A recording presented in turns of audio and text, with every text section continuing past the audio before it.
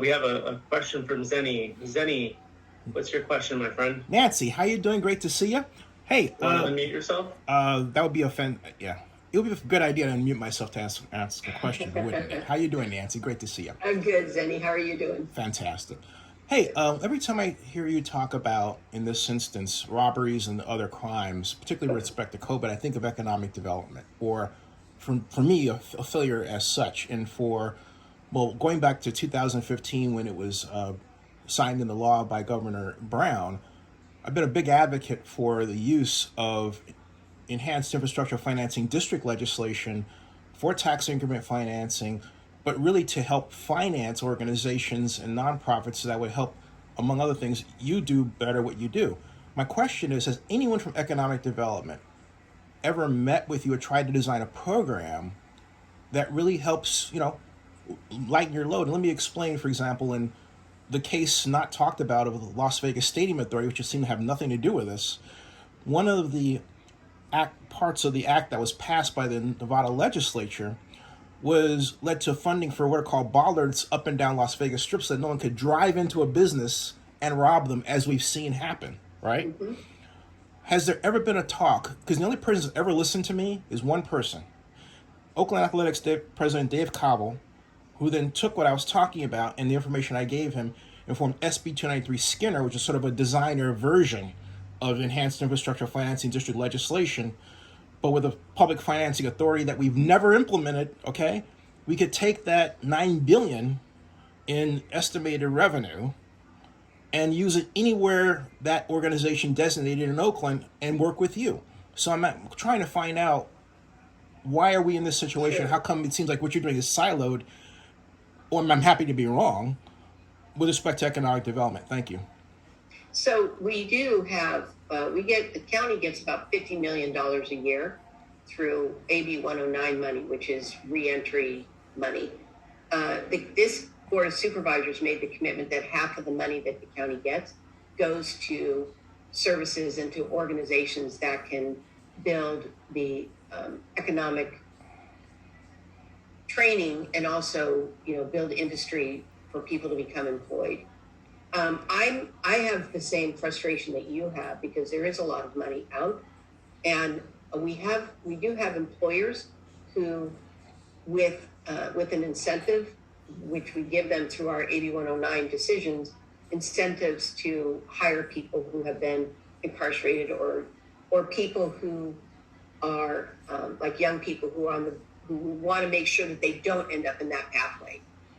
There's not, and this is my own opinion because I don't make those ultimate decisions, but we do work with all of these community organizations, and we place people in those organizations also. But what I think is lacking is a lack of coordination. So your point, I think, is that there should be like a czar, somebody who can really control that. And I know there have been attempts to create that type of a structure, but it hasn't produced the results that they should produce, especially with as much money that comes to the county to address these types of things. Yeah. The Board of Supervisors, they've been very active in trying to fund programs, and the county gives a lot of money to different cities and different organizations. And then the cities are all trying to step up also. I just feel like there's just a lack of coordination and organization in how we could all work better together to address the populations that we see that need our help.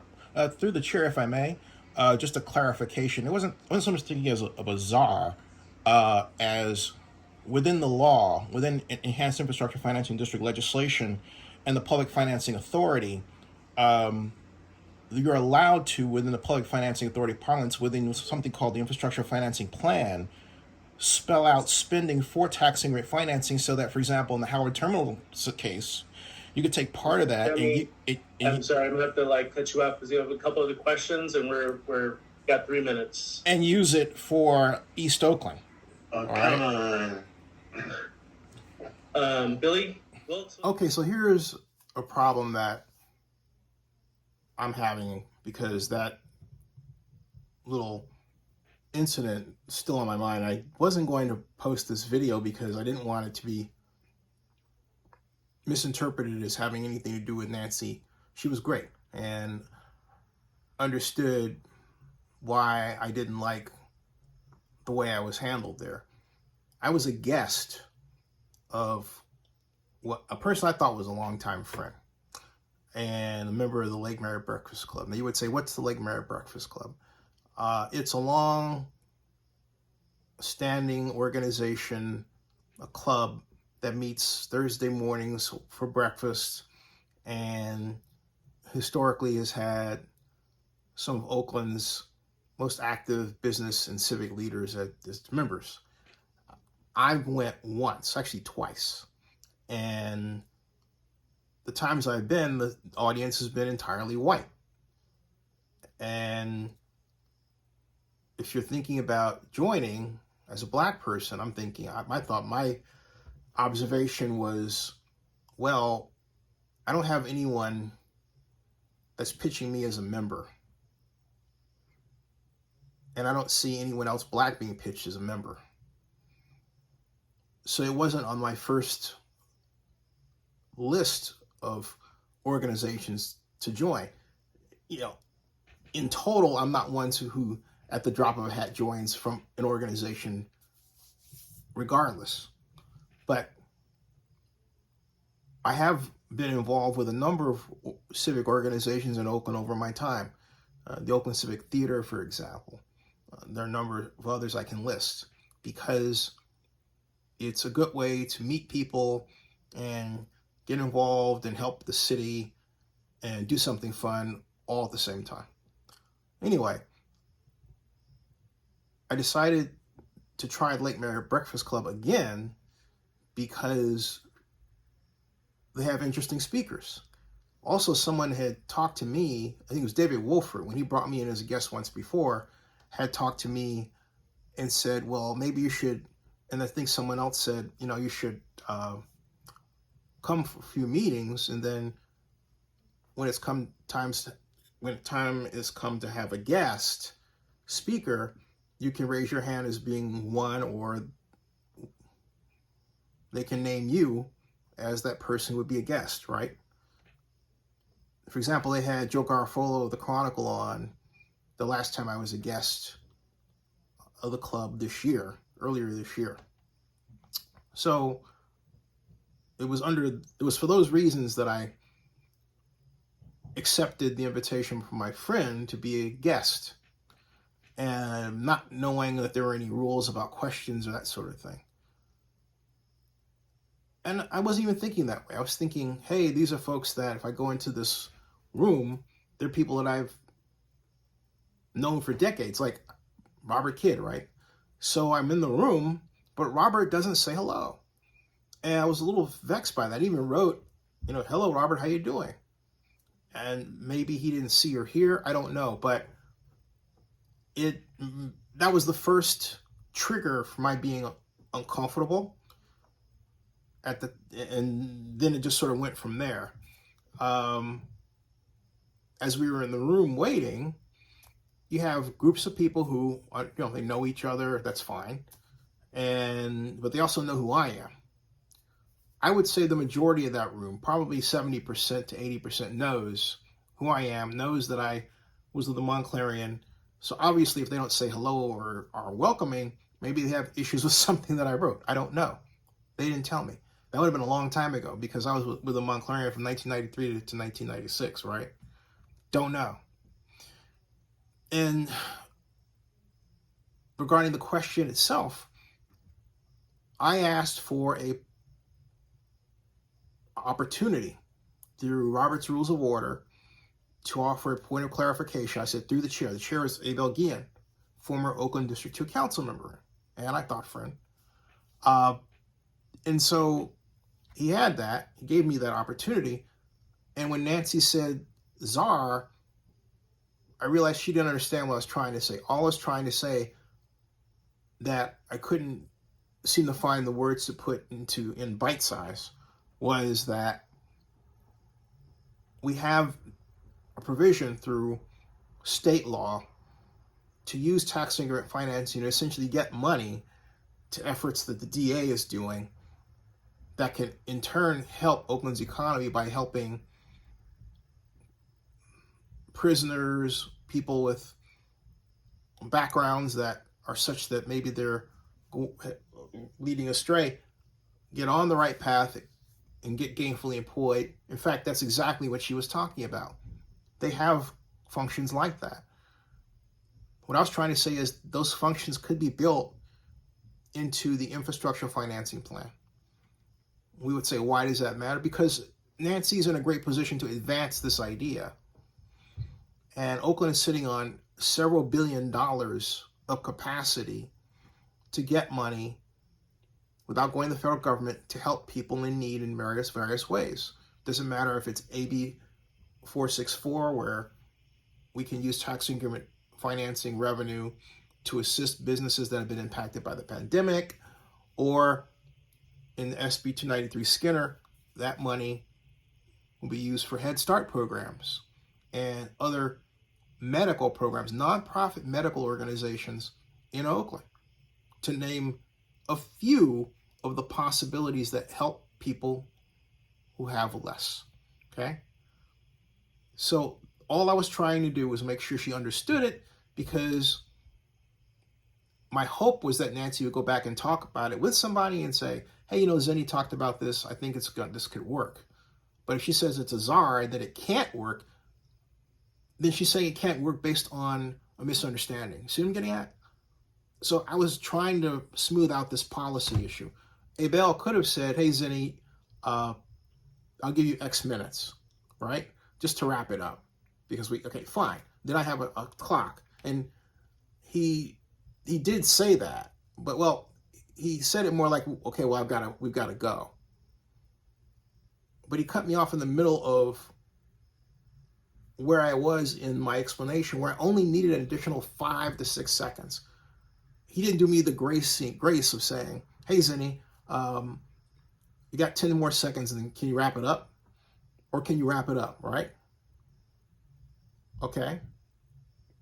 And then he just cut me off abruptly. And that's because that's why I was raising my finger, like, remember, going like this, saying, hey, like, okay, just one moment, one thing, all right? That was all I was doing. And that was one thing. But then to have somebody else say, oh, come on, just added to the insult. I don't mind, hey, if somebody's trying to move it along because maybe overtime or anything, there's a way to handle that. But the oh, come on thing, and then what bothered me on top of that was my host didn't even come to my defense and say, hey, don't treat him like that. Even behind the scenes, like, hey, what's going on here? Don't treat him like that. Like I did something wrong. But behind the scenes, that's how I was treated. Like, well, you went on and you talked. Well, excuse me, you can see on camera that I asked for the time to do it. Okay? Abel had opportune moment to say, hey, Zennie, I'll give you 30 seconds, or I'll give you a minute. I had no idea how much time I had. But it was vitally important for me, since the time was given to me, all right, to explain what I was trying to say to a key decision maker who could help advance forward these programs so that they're used properly to help people in Oakland. That was the idea. So the other person, I think her name was Sarah, she didn't even say, hey, thanks for coming, Zennie, or anything else. I'm a blogger. People at that age group, which happens to be around my age group, but I'm a different sort, do not understand what bloggers do. Bloggers blog about their lives. Video bloggers use video to blog, to basically make a video version of a blog, to talk about something that happened in their lives, which is what I'm doing, okay? That's what we do. The reason why it took me this long to bring this forward after about a month and a half was because first of all, I wasn't being true to myself to hold it in. And yet I was holding it in. I was holding it in for other people. And then I came to this realization again and again and again. They don't care about me because they're not friends. All right? Friends call you. Friends say, hey, I just wanted to let you know I didn't like that happen to you. All that. None of that. All right? Friends say, hey, how's your mom? How are you doing? Everything else. No. So I realized I wasn't among friends. Even as much as some of the people in the room were people I have been acquainted with long enough to believe, or thought I had a right to believe they were friends.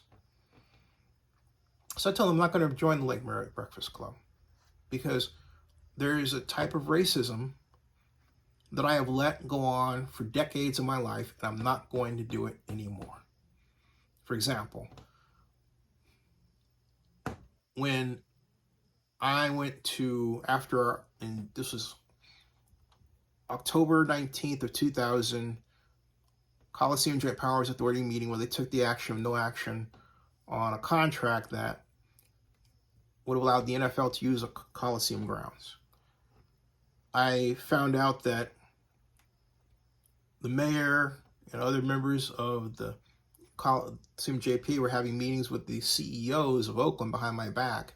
No one invited me, the guy who designed the program to begin with, to explain my case. And it took the NFL to tell me that they were working behind my back. And then I found out that they were on the dais that October 19th day. I wrote an email, and among other things, I accused Jerry Brown of disliking me because I was intellectually aggressive and African American. And so Chip Johnson got the email from someone, I believe I know who, but that's another story, and then published it, along with a little paragraph about how my mom had helped the organization pro bono get reservations. In other words, Chip Johnson made fun of my mother.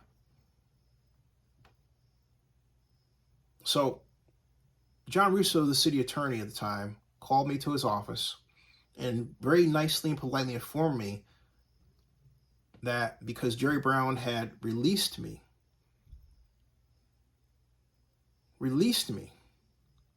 because I accused him of being racist in that email.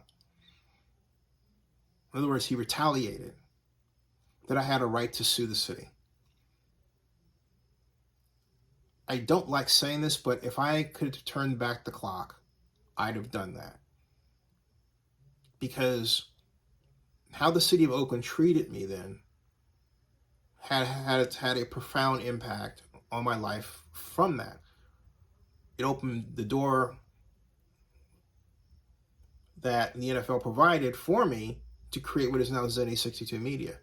But I always wonder what would have happened if I were able to have grown Oakland Alameda County Sports Commission with the $80,000 that Economic Development Director Bill Claggett had planned to put in my organization when I got back from our NFL presentation for the right to host the 2005 Super Bowl. Jacksonville won on the third ballot.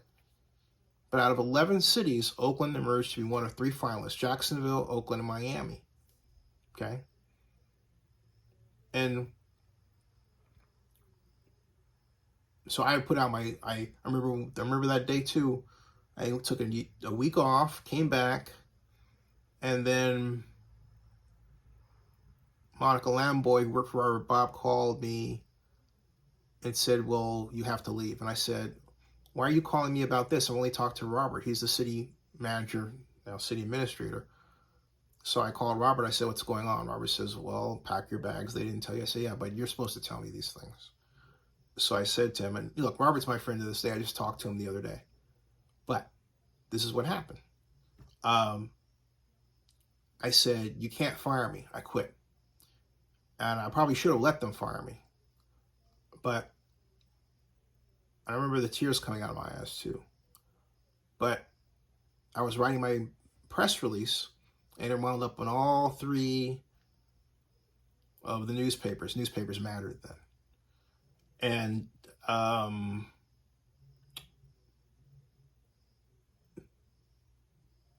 Tribune, the Oakland Tribune. We had an Oakland Tribune. Laura,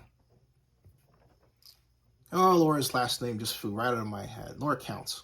Laura Counts wrote that I put the city of Oakland on my back, that I single-handedly built the effort, because I did.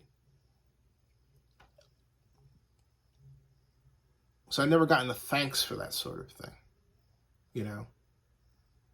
In fact, and that was 1999 to 2001. I will tell you, had I been white, I would have been treated differently because of the example of how the city has treated white counterparts. Okay. So all of that comes back to the Lake Merritt Breakfast Club and the subtle racism, as they call it, I've been a victim of for decades now.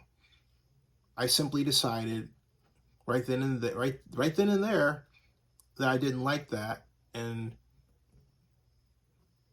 then after the meeting was over, I mulled over it for about a day, and I said, I'm not going to join the Lake Merritt Breakfast Club.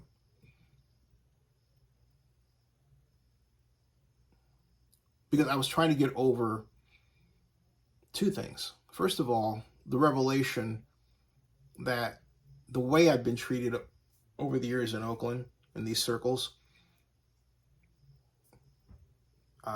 was still there and hadn't changed. And that it came from people that I regarded as friends, which led to my third thought that all this time I was actually quite blind. Now, it doesn't mean that my life would have been better if all my relations were black, because of the way we tend to regard those of us who we nickname Poindexter nerds, right? I carved out my own unique friendship base to suit me, my needs, my psychological needs, my simple need to have people around me who like me, just like same thing for you, right? But the Lake Merritt Breakfast Club has to work on the way it behaves and how that behavior impacts who joins it regarding what color that person is. Because I go back to this. When you like someone, you don't treat them the way that I was treated. They didn't like me. So I thought, okay, fine, I don't like you. There are a lot of examples of that problem in Oakland that we don't address, we don't deal with. And yet we wonder why the city looks the way that it does, why City Hall and the administration is accused of being racist. Okay? And nothing's done about it. People are too busy trying to grab their own personal brass ring so that it doesn't matter how wild the world is around them, at least their stuff is together. Well, that's not good, because it generally means that you're also hampering somebody else's stuff. I mean, we're all in this together. So that's the reason for the title. What will happen after that? I don't know. Probably nothing. But I just want it on record because it hurt. It didn't feel good. And what transpired after that was really the part that didn't feel good. Subscribe to Zennie62 and bookmark oaklandnewsnowblog.com.